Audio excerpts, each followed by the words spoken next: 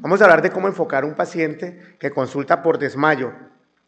Realmente no tengo ningún conflicto de interés para esta conferencia y esta es la actitud que vemos en el servicio de urgencias y muchas veces en las salas de consulta externa cuando un paciente se desmaya, y eso nos ha pasado. Nosotros en nuestra clínica de síncope llegan los pacientes en la consulta y se desmaya y uno, la señora otra vez.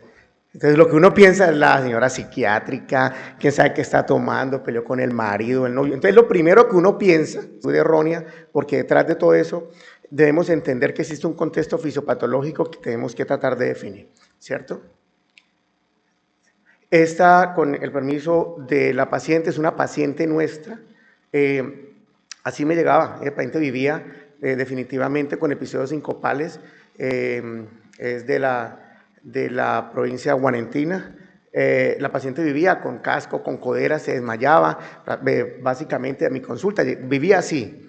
Y básicamente, cuando un paciente consulta por síncope, pérdida de la conciencia, o tiene, en el más del 90% de los casos, tiene una patología cardíaca o una patología neurológica, ¿cierto? En la gran mayoría de los casos, son casos reales y con el permiso de consentimiento informado de la paciente, lo estoy mostrando.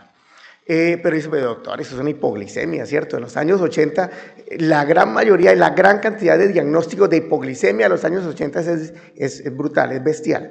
Entonces, básicamente no se tenía en mente que pudieran existir otras cosas que podían generar pacientes con episodios sincopales. Y es que para que esto ocurra, para que exista realmente una hipoglicemia y que genere un episodio sincopal o desmayo, tiene que ocurrir una serie de mecanismos fisiopatológicos para que agudamente se presenten. El doctor Pradilla nos decía, lo agudo casi siempre es vascular. Esa es una frase que él nos decía en mi rotación por neurología, nos decía, lo agudo es vascular.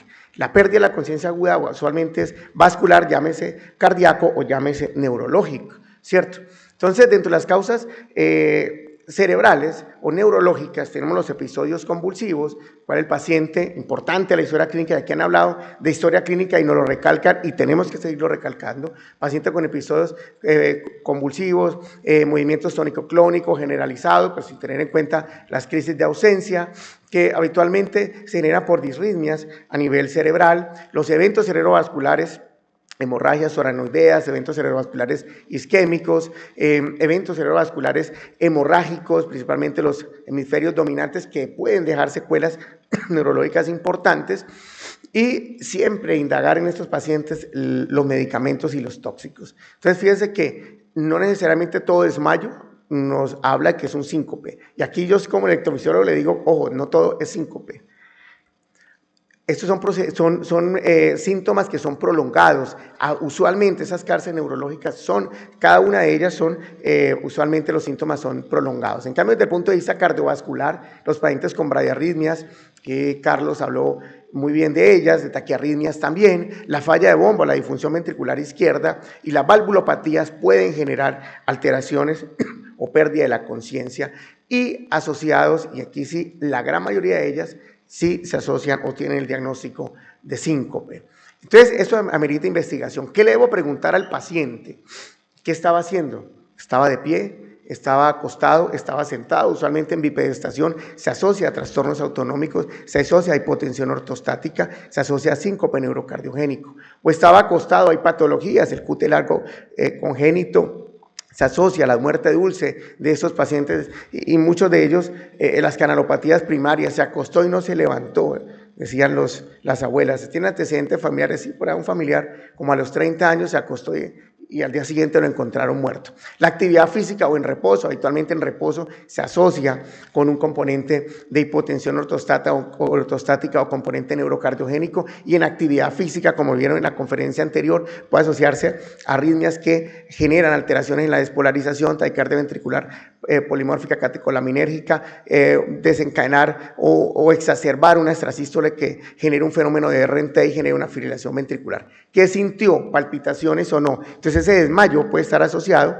a taquiarritmias. Síntomas neurovegetativos, diaforesis o quirodiaforesis, trastornos palidez cutánea, por ejemplo. Entonces son síntomas que debemos indagar en nuestros pacientes. ¿Qué pasó durante el evento? ¿Se alcanzó a proteger? Es decir, hubo síntomas premonitorios, se asocian con síntomas, etiología vasovagal. ¿Hubo episodios o movimientos convulsivos? Puede tener una etiología neurológica. ¿Tenía los ojos abiertos o los ojos cerrados? Ahorita miraremos a qué apunta cada uno de estos síntomas. El color y las características de la piel para mirar si hay síntomas neurovegetativos asociados. Importante, los antecedentes. ¿Qué le debo preguntar al paciente? ¿Ha sido el primer episodio o es reiterativo? ¿Hay antecedentes médicos familiares, antecedentes familiares de muerte súbita o no? ¿O antecedentes personales, hipertensión arterial, medicamentos, fármacos hipotensores? ¿Cuál fue la recuperación o cómo fue la recuperación? ¿Cuánto tiempo estuvo sin respuesta? Eso es importantísimo. Si el paciente tuvo un episodio posictal o no, si hubo algún déficit neurológico y si recuerda qué le ocurrió en ese momento. Son cosas importantes que hay que indagar en estos pacientes.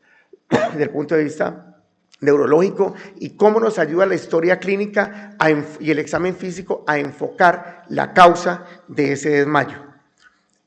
¿Qué apunta a síncope? Pérdida del tono muscular. ¿Qué apunta a convulsión? Rigidez muscular. ¿Qué apunta a síncope? Los ojos cerrados. El paciente tiene ojos abiertos o desviación de la mirada, habitualmente se asocia a episodios convulsivos, a problemas neurológicos.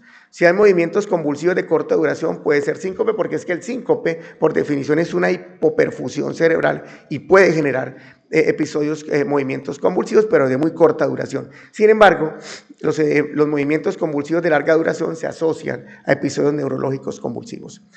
Cuando hay recuperación total y espontánea del estado de la conciencia, habitualmente se asocia a síncope, pero cuando hay una recuperación lenta, posictal, más de 5 minutos, 10 minutos, 15 minutos, habitualmente hay un componente neurológico por una convulsión. Entonces, tenemos que, desde el punto de vista de la definición del síncope, que es, digamos, para mencionarlo porque es, digamos, lo más frecuente, pero no en todos los casos, una pérdida del tono muscular y la conciencia por una hipoperfusión cerebral que habitualmente es transitoria. Hay una recuperación total de la misma y habitualmente es rápida y que puede estar asociada a hipotensión ortostática, hipersensibilidad patológica del seno carotidio, síncope neurocardiogénico, cardioinhibitorio, vasodepresor o mixto. Entonces, hay dos puntos que debemos tener en cuenta cuando hablamos de los pacientes con desmayo, que las muertes súbitas abortadas se manifiestan como síncopes cardíacos y que la mayor parte de las muertes súbitas cardíacas son por arritmias y muchos de ellos tienen marcadores electrocardiográficos. Y ahí la importancia del electrocardiograma. Este es un caso publicado en la revista Journal of Electrocardiology de una paciente que se quejaba de episodios sincopales, tenía prueba de mesa basculante positiva, 18 años, y le colocan un monitor de eventos y resulta que el paciente presenta un episodio de taquicardia, fibrilación ventricular, que de buenas, o por suerte, el paciente hace una taquicardia ventricular y aborta ese episodio de fibrilación ventricular y nos muestra un trastorno de repolarización que posteriormente hizo un diagnóstico de síndrome de Brugada. Entonces ya hablamos de la historia clínica y el examen físico, que es importante, y el electrocardiograma. Estos tres puntos nos hacen aproximadamente el 50% del diagnóstico. Una buena historia clínica, un examen físico y un electrocardiograma. Entonces es importante en la consulta o en el servicio de urgencias realizar la prueba de ortostatismo. Se revisa al paciente, se acuesta aproximadamente 5 minutos, se le toma una presión al minuto 1, al minuto 3 y observamos cómo es la respuesta presora a esos cambios de posición. Si hay una caída de la presión arterial sistólica mayor o igual a 20 o 30 milímetros de mercurio o la diastólica de por lo menos 10 a 15 milímetros de mercurio, hacemos diagnóstico de hipotensión ortostática. El masaje seno carotidio, un examen que debemos hace parte de las pruebas de función autonómica y que realizamos básicamente en pacientes mayores de 40 años, dependiendo si tiene entre 40 y 50 años, habitualmente hacemos un dúplex de vasos carotidios después de los 50, perdón, entre los 40 y los 50, la auscultación nos permite determinar si hay soplos carotidios o no, o mayores de 50 años, ya la enfermedad carotidia puede estar presente y es necesario realizar el dúplex. El objetivo es evaluar la respuesta vagal sobre los plexos de ganglionares que van a ayudar o a regular el sistema de conducción eléctrica, que en última lo que busca uno tratar de mirar es si hace asistolia mayor a 3 segundos, si hace una caída de la presión arterial sistólica mayor a 50 o si tiene ambas que se llamaría un cuadro mixto. La prueba de mesa basculante, muy conocida, que tiene un componente cardioinhibitorio que puede ser con o sin asistolia, si durante la bipedestación entre 60 y 70 grados, al minuto 15, o antes del minuto 15 o hasta el minuto 30 en pacientes adultos, hace una frecuencia cardíaca por debajo de 40 durante el síncope, o un componente vasodepresor si está por encima de 70, o un mixto si está entre 40 y 70. No olvidemos el síncope neurocardiogénico. ¿Y por qué es importante realizar una buena prueba de mesa basculante? Porque nos permite encajar o catalogar ese síncope vasovagal en 3 grupos importantes: síncope vasodepresor, síncope mixto y el síncope cardioinhibitorio.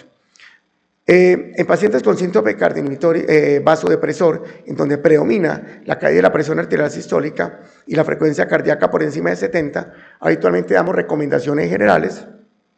El uso, si no mejoran, uso de midodrina o de fludrocortisona. En pacientes con un componente mixto podemos dar esos 2 medicamentos y, si persiste sintomático, considerar una serie de procedimientos que estamos realizando en Colombia, el cual somos pioneros en el componente cardioinhibitorio. En pacientes menores de 40 años, la cardioneuroablación, hay una tendencia a que podamos operar o hacer ablación de esos plexos ganglionares, que son los que actúan sobre la descarga parasimpática. En menores de 40 años es la recomendación, según el comité de expertos en estos momentos. Estamos construyendo evidencia, porque no existe evidencia contundente. Entre los mayores de 40 años podemos considerar cardioneuroablación cuando hay un componente cardioinhibitorio, o decidir el implante de un marcapasos con sensor CLS para síncope o con estimulación preferencial. Este es un trabajo que publicamos, el primer trabajo colombiano de cardioneuroablación en pacientes con síncope neurocardiogénico tipo mixto o cardioinhibitorio. Lo presentamos en el segundo Congreso Mundial de Cardioneuroablación, en donde nuestra experiencia en este momento de 45 pacientes, esto fue hace aproximadamente 2 años, encontramos que el 91% de estos pacientes estaban libres de síncope después de, más o menos después de 2-3 años. Entonces, decirle a un paciente que no le vamos a poner un marcapasos y que vamos a implementar una terapia que en este momento puede ser beneficiosa es bastante importante. Y cuando evaluamos qué pasaba con los pacientes con un componente cardioinhibitorio comparado con un componente mixto, los pacientes con un cardioinhibitorio tenían una respuesta de casi el 94% libre de eventos de nuevos episodios sincopales, un primer episodio. Y los pacientes con un componente mixto hasta un 83%. Creo que es una respuesta muy buena a aquel paciente que le consulta a uno y se queja de episodios sincopales. Este trabajo acaba de ser aceptado para el próximo Congreso Latinoamericano de Electrofisiología, a realizarse en Buenos Aires, Argentina, en donde realizamos un estudio donde comparamos, el segundo estudio que hay publicado en el mundo, en relación a la comparación de la cardioneuroablación en pacientes con marcapasos CLS, específicamente en personas mayores de 40 años. No estamos hablando de pacientes menores de 40, sino en mayores de 40 años, un estudio de cohorte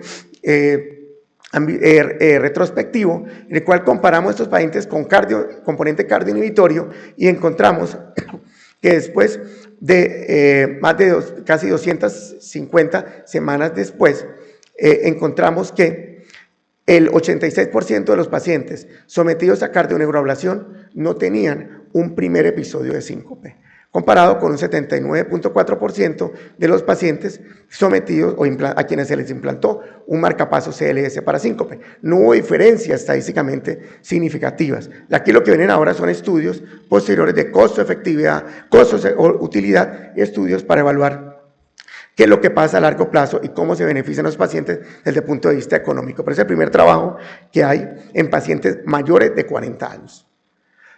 ¿Qué hacemos entonces? ¿Qué exámenes vamos a solicitar? ¿Cómo lo vamos a diagnosticar? ¿Será que le pido todo al paciente? Entonces, ¿qué es lo que no tenemos que hacer cuando un paciente llega a urgencias de entrada? Examen, eso sí, cuadremático, buncreatinina, troponina, tiempos de coagulación, dímero, eso es lo que hacen en el servicio de urgencias. Hay que hacer primero una historia clínica y enfocar el paciente con síncope y según la patología que uno sospeche, pues realizar el examen pertinente. El Doppler de carótida, cuando nos llaman al servicio de urgencia ya tienen un Doppler carotidio, tienen menos de 24 ya tienen un dúplex de vasos de cuello, resulta que el paciente llegó por una convulsión. Y la tomografía, aquel paciente que tiene un componente vasovagal, que ha recuperado totalmente el estado de conciencia, ya tiene hasta resonancia. Entonces, fíjense que hay que enfocar, esto no es mentira, esto es de la vida real. ¿Cuándo sospechar un origen cardíaco? Cuando el síncope ocurre acostado, en decúbito o con el ejercicio. Habitualmente hay que sospechar que puede ser un síncope maligno. Cuando hay un antecedente de enfermedad cardiovascular familiar o personal de muerte súbita. Cuando hay antecedentes de palpitaciones previas o cuando hay alteraciones electrocardiográficas. La pérdida de síncope de la conciencia por un cuadro de síncope vasovagal es muy frecuente asociado a las maniobras de Valsalva. Esto se ve mucho y eso lo han visto, lo pueden encontrar ustedes en la internet, en donde básicamente los pacientes se desmayan después de realizar movimientos o realizar esfuerzos importantes por maniobras de Valsalva y un incremento del tono parasimpático. Pero eso sí es catastrófico y lo hemos visto nosotros, los síncopes cardíacos y pacientes con muerte súbita por miocardiopatía rimogénica del ventrículo derecho, miocardiopatía hipertrófica, canalopatías primarias. ¿Qué debo evaluar en el electrocardiograma? Ya hablamos de la historia clínica, ya hablamos de los antecedentes, de las pruebas de mesa basculante y el electrocardiograma, el tercer componente para evaluar un paciente con desmayo. Ritmo, trastornos de la conducción, repolarización y el voltaje y la morfología. 4 cosas que hay que ver en el electrocardiograma. El ritmo, que nos puede enfocar a aquel paciente con un cuadro, que es un paciente que se desmaya, pues básicamente mirar en la frecuencia cardíaca el funcionamiento del nodo sinusal. Podemos encontrar enfermedad del nodo sinusal que puede producir síncope, pausas, asistolias, arrestos sinusales, pausas y paros, los síndromes de Brady-Taki o los bloqueos sinoatriales. El paso 2 es mirar la conducción auriculoventricular. Y ahí tenemos que mirar la gravedad o el grado de bloqueo auriculoventricular que presenten los pacientes. Tiene un bloqueo auriculoventricular de primer grado, segundo grado MOVIS 1 o MOVIS 2, grado 2 o bloqueos avanzados o bloqueos completos en estos pacientes que efectivamente se asocian con cuadros sincopales. Tuve una paciente de 60 años, hipertensa, que venía en tratamiento con verapamilo 160 miligramos al día, eso lo vemos muy frecuente. Básicamente la paciente nos consulta por un bloqueo auriculoventricular completo, le suspendimos el verapamilo y 2 días después ese era el ritmo de la paciente. ¿Pero qué pasó? Fíjense que hay 2 cosas importantes. La paciente tiene un bloqueo de rama derecha, la paciente tiene un hemibloqueo anterosuperior izquierdo, es decir, tenía ya un sustrato arrítmico o bradiarrítmico, que era un bloqueo de rama derecha y un hemibloqueo anterosuperior izquierdo. Y sencillamente con el calcio antagonista no dihidropiridínico actuó sobre ese nodo auriculoventricular que con un sistema de conducción eléctrica infraisquiano ya comprometido desencadenó un bloqueo auriculoventricular completo. El tercer paso es la repolarización. ¿Qué podemos encontrar? El doctor Quiroz habló de los síndromes de Brugada, síndrome de Cute largo, cualquiera, congénito o adquirido, la miocardiopatía rimogénica del ventrículo derecho, la miocardiopatía hipertrófica y los fenómenos isquémicos. Ese es un electrocardiograma de un colega, un ginecólogo en Cúcuta. Me consultó porque refería los síntomas de mareo, de desvanecimiento. Le dije, tómese un electro, y tenía un síndrome de Brugada. Síndrome de Brugada tipo 1, le indiqué un desfibrilador, se le implantó un desfibrilador subcutáneo y el paciente pues se encuentra bien, no ha vuelto a hacer episodios sincopales, sin embargo ha hecho algunos manejos que le hemos implementado porque también tenía un proceso de disautonomía. El Brugada tipo 1, ya lo comentábamos, el signo del ala de tiburón, que es el que más se asocia a episodios de muerte súbita. El tipo 2, en silla de montar, básicamente las derivaciones B1 y B2, y el que es un poco más complejo, que es el tipo 3, que básicamente se caracteriza por una alteración en la amplitud y en la prolongación del complejo QRS. La miocardiopatía rimogénica del ventrículo derecho, que básicamente la onda epsilon, que se caracteriza por una muesca a nivel de justo antes del inicio de la onda T, que puede estar asociado, que puede sugerir la miocardiopatía ritmogénica y que nos obliga a realizar estudios de extensión imagenológicos. Este es un paciente, un electroclásico, no se me ha dañado porque le saqué una fotocopia cuando estaba haciendo mi residencia en electrofisiología. Un paciente de 18 años que tenía ya catalogado un diagnóstico de un síncope neurocardiogénico. Cuando le tomamos un electro encontramos que tenía un QT largo, un QT largo y tenía un QT largo congénito, y pues el paciente requirió el implante desfibrilador y los episodios sincopales estaban siendo asociados a taquicardia ventricular polimorfa y a fibrilación ventricular. ¿Qué podemos concluir? Primero, no toda pérdida del conocimiento es síncope. Segundo, con herramientas simples como la historia clínica, el electrocardiograma y las pruebas del examen físico, podemos orientarnos inicialmente y que pueden mejorar el rendimiento diagnóstico de otras pruebas que son mucho más específicas. Y que es importante y fundamental identificar los pacientes de alto riesgo. ¿Para qué? Para evitar lo más grave, que es la muerte súbita. Muchas gracias.